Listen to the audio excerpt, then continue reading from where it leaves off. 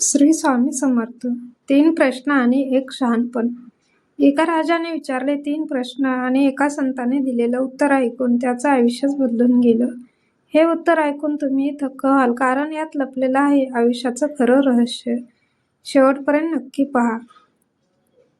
एका शक्तिशाली आणि समृद्ध राज्याचा राजा होता. त्याच्याकडे संपत्ती, सत्ता, मान सन्मान आणि सर्व प्रकारची सुखसुविधा होत्या. तरीही त्याच्या मनात एक विचित्र अस्वस्थता कायम होती. बाहेरून पाहिलं तर त्याचं आयुष्य पूर्णपणे आणि परिपूर्ण वाटत होतं, पण आतून तो सतत काहीतरी शोधत होता. एक असा प्रश्न ज्याचं उत्तर त्याला कुठेच सापडत नव्हतं. दिवसागणिक त्याच्या मनात एक विचार घोळत होता. आयुष्यात खरं सर्वात महत्त्वाचं काय आहे? हा प्रश्न त्याला इतका त्रास देत होता की तो शांत बसू शकत नव्हता. राजवाड्यातल्या मोठ्या सभागृहात बसूनही त्याला समाधान मिळत नव्हतं, कारण बाहेरची श्रीमंती मनाच्या रिकामेपणाला भरू शकत नव्हती. अनेक विद्वान मंत्री आणि सल्लागार त्यांच्या समोर आले, पण कोणाच्याही उत्तराने त्यांचे समाधान झालं नाही. कुणी म्हणायचं संपत्ती महत्त्वाची आहे, कुणी म्हणायचं सत्ता महत्त्वाची आहे, तर कुणी म्हणायचं की ज्ञान हे सर्वात मोठं आहे. पण या सगळ्या उत्तरांमध्ये राजाला खरी शांतता मिळत नव्हती. शेवटी त्याने ठरवलं की राज्यातील सर्वात शहाण्या व्यक्तीचा शोध घ्यायचा. त्याला असं वाटत होतं की कदाचित असा एखादा व्यक्ती असेल जो त्याच्या प्रश्नाची खरी उत्तरं देऊ शकेल. त्याने आपल्या सेवकांना आदेश दिले की अशा व्यक्तीला शोधून आणा जो खरंच शहाणा आणि अनुभवी असेल.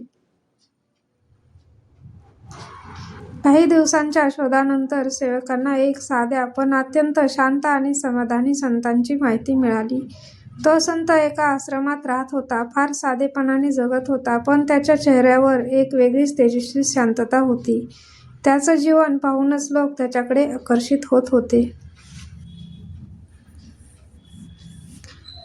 राजा त्या संताला भेटण्याचा निर्णय घेतो. तो आपल्या राजेशाही थाटात बाजूला ठेवून साध्या वेशात त्या आश्रमाकडे निघतो, कारण त्याला माहीत होतं की खरी उत्तर साधेपणातच मिळतात. त्याच्या मनात उत्सुकता होती, पण त्याचबरोबर एक प्रकारचा आदरही होता त्या संताबद्दल. प्रवास करताना राजा आपल्या प्रश्नांवर पुन्हा पुन्हा विचार करत होता. सर्वात महत्त्वाचा वेळ कोणता? सर्वात महत्त्वाची व्यक्ती कोण? सर्वात महत्त्वाचं काम कोणतं? हे 3 प्रश्न त्याच्या मनात सतत फिरत होते. त्याला वाटत होतं की या 3 प्रश्नांची उत्तरं मिळाली तर त्याच्या आयुष्याला दिशा मिळेल. शेवटी राजा त्या आश्रमात पोहोचतो. तिथलं वातावरण शांत, पवित्र आणि मनाला सुकवणारं होतं. झाडाची सावली, पक्ष्यांचा किलबिलाट आणि शांत बसलेले साधू हे सगळं पाहून राजाचं मन थोडं शांत झालं. तो हळूहळू त्या संताजवळ गेला आणि नम्रपणे बसला. त्याने आपली ओळख करून दिली आणि आपल्या मनातील 3 प्रश्नांचे प्रश्न विचारले. त्याच्या आवाजात आदर आणि उत्सुकता स्पष्ट दिसत होती. संत शांतपणे त्याच्याकडे पाहत होते आणि जणू काही ते आधीपासूनच त्यांच्या प्रश्नांची उत्तरं जाणत होते. त्यांनी काही न बोलता फक्त एक मंद स्मित केलं आणि त्या क्षणी या कथेला एक नवीन वळण मिळालं. राजा आपल्या प्रश्नांची उत्तरं मिळवण्यासाठी उत्सुकतेने संताकडे पाहत होता, पण संत मात्र अजूनही पूर्णपणे शांत होते. त्यांनी काही क्षण राजाकडे फक्त पाहिलं आणि नंतर डोळे मिटून जणू ध्यानात गेले. या शांततेमुळे राजाची उत्सुकता आणखीन वाढली, कारण त्याला लगेच उत्तर हवं होतं, पण संतांचा हा शांतपणा त्याला थोडा गोंधळात टाकत होता. काही वेळ गेला. वातावरणात एक प्रकारची गूढ शांतता पसरली होती. राजा थोडा अस्वस्थ झाला, पण त्याने स्वतःला सावरलं आणि संयम ठेवला, कारण त्याला वाटलं होतं की जर तो संयम ठेवला तर कदाचित त्याला काहीतरी मोठं शिकायला मिळेल.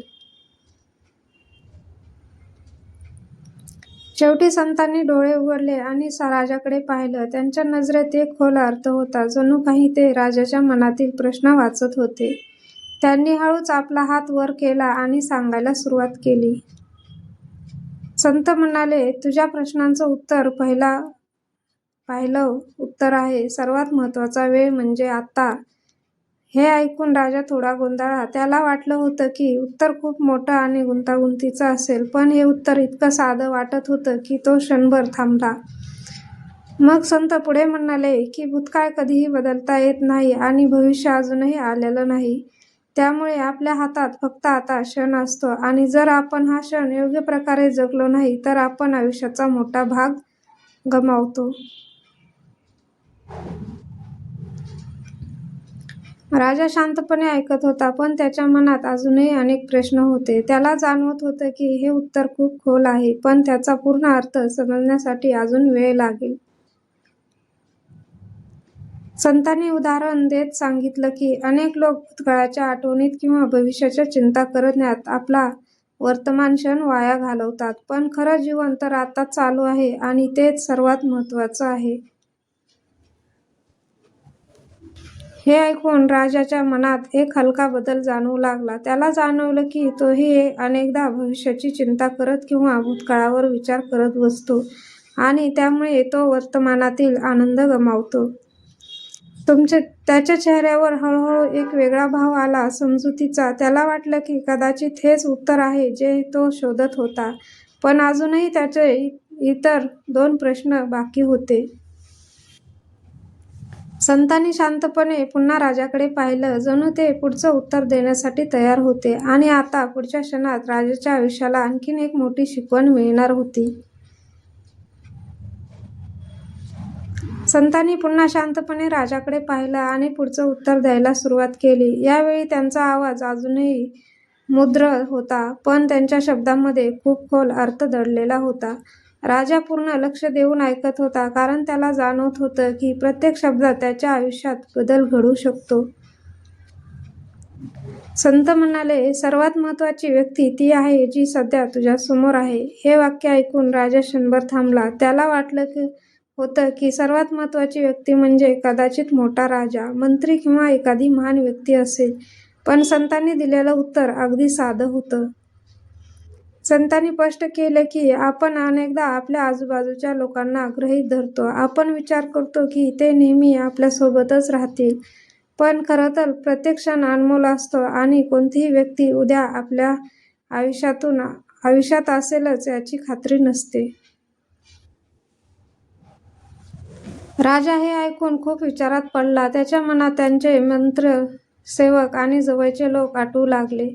त्याला जाणवलं की त्याने कधीकधी त्यांना कमी महत्त्व दिलं होतं आणि त्याच भावनांकडे दुर्लक्ष केलं होतं. संतांनी पुढे सांगितलं की जर एखादी व्यक्ती आपल्यासमोर उभी असेल तर त्या क्षणी तीच सर्वात महत्त्वाची व्यक्ती आहे. त्या व्यक्तीला आदर देणं, तिचं ऐकणं आणि तिच्याशी नम्रपणे वागणं हेच खऱ्या शहाणपणाचं लक्षण आहे. या शब्दांनी राजाच्या मनाला खोलवर स्पर्श केला. त्याला जाणवलं की तो अनेकदा मोठ्या गोष्टींच्या मागे धावताना छोट्या गोष्टींचं महत्त्व विसरला होता. पण आयुष्यात खरं समाधान या छोट्या गोष्टींमध्येच असतं. त्यांच्या डोळ्यासमोर एक नवीन दृष्टिकोन उभा राहिला. त्याला वाटू लागलं की जर प्रत्येक माणसाला तो महत्त्व देऊ लागला तर त्याचं आयुष्य अधिक सुंदर आणि अर्थपूर्ण होईल. संतांचे शब्द त्याच्या मनात खोलवर कोरले गेले. आता त्यांचा दृष्टिकोन बदलू लागला होता. तो आता केवळ राजा नव्हता, तर एक शिकवणारा विद्यार्थी झाला होता. त्याने नम्रपणे संतांकडे पाहिलं आणि मनात ठरवलं की तो आता प्रत्येक व्यक्तीला आदर देईल, कारण प्रत्येक व्यक्ती त्या क्षणी त्याच्यासाठी महत्त्वाची आहे. पण अजूनही त्याच्या मनात तिसरा प्रश्न बाकी होता. सर्वात महत्त्वाचं काम होतं आणि त्याचं उत्तर मिळण्यासाठी तो उत्सुकतेने पुढे पाहत होता, कारण आता खरी शिकवण येणार होती. संतांनी हळूच श्वास घेतला आणि राजाकडे पाहिलं. त्यांच्या चेहऱ्यावर शांत स्मित होतं, पण त्याच्या पुढच्या शब्दांमध्ये मोठा अर्थ दडलेला होता. राजा पूर्ण लक्ष देऊन बसला होता, कारण त्याला जाणवत होतं की आता शेवटचं आणि सर्वात महत्त्वाचं उत्तर मिळणार आहे. संतांनी सांगितलं, सर्वात महत्त्वाचं काम म्हणजे त्या व्यक्तीला मदत करणं जी सध्या तुझ्यासमोर आहे. हे वाक्य ऐकताच राजा क्षणभर स्तब्ध झाला. त्याने कधीच इतक्या सोप्या पद्धतीने आयुष्याचं तत्त्वज्ञान ऐकलं नव्हतं, पण त्याचा अर्थ खूप खोल होता. संतांनी पुढे स्पष्ट केले की आपल्या आजूबाजूला अनेक लोक असतात ज्यांना मदतीची गरज असते. पण आपण अनेकदा त्याच्याकडे दुर्लक्ष करतो. आपण मोठ्या कामांच्या मागे धावत राहतो आणि छोट्या पण महत्त्वाच्या संधी गमावतो. राजा हळूहळू समजू लागला की खरोखरच आपण जर एखाद्याला मदत करू शकतो आणि ती करत नाही तर आपण आपलीच एक संधी गमावतो. मदत करणं म्हणजेच केवळ दान नव्हे तर मानवतेचं सर्वोच्च रूप आहे. संतांनी सांगितलं की प्रत्येक क्षणात आपल्याला काहीतरी चांगलं करण्याची संधी मिळते. कधी एखाद्याला मार्ग दाखवणं, कधी एखाद्याचं दुःख कमी करणं, तर कधी फक्त कोणाचं ऐकून घेणं. या शब्दांनी राजाच्या मनात एक मोठा बदल घडायला सुरुवात केली. त्याला जाणवलं की त्याच्याकडे सत्ता आहे आणि ती वापरून तो अनेक लोकांच्या आयुष्यात फरक करू शकतो. त्याने आपल्या भूतकाळाचा विचार केला आणि त्याला कळलं की तो अनेक वेळा आपल्या कर्तव्यापासून दूर राहिला होता. पण आता त्याच्याकडे एक नवीन दृष्टी होती, लोकांची सेवा करण्याची. त्याच्या मनात एक नवा संकल्प निर्माण झाला. तो ठरवू लागला की आता तो केवळ राजा म्हणून नाही तर एक सेवक म्हणून लोकांची मदत करेल. त्याच्यासाठी आता सर्वात मोठं काम म्हणजे दुसऱ्यांच्या चेहऱ्यावर हसू आणणं होतं. संतांचे शब्द त्याच्या हृदयात खोलवर पोचले होते. त्याला समजलं की खरा आनंद संपत्ती आणि सत्तेत नाही तर इतरांना दिलेल्या आनंदात आहे. आता त्यांच्या मनातील तिन्ही प्रश्नांचं उत्तर पूर्ण झाली होती. पण खरी शिकवण अजून बाकी होती. कारण पुढे त्यांच्या आयुष्यात एक मोठा बदल होणार होता.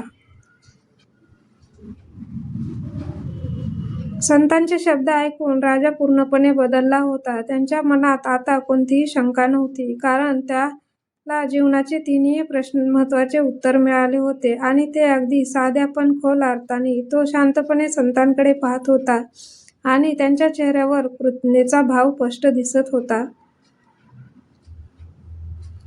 त्याने नम्रपणे संतांना वंदन केले आणि मनापासून त्यांचे आभार मानले. त्याला जाणवलं की या भेटीमुळे त्यांचं आयुष्यच बदलून गेलं आहे. त्याने ठरवलं की तो आता केवळ स्वतःसाठी नाही तर इतरांसाठीही जगेल. राजा आपल्या राज्यात परत गेला, पण त्याचा तो वेगळाच राजा होता. तो प्रत्येक क्षणाला महत्त्व देऊ लागला, लोकांशी आदराने वागू लागला आणि गरजूंना मदत करू लागला.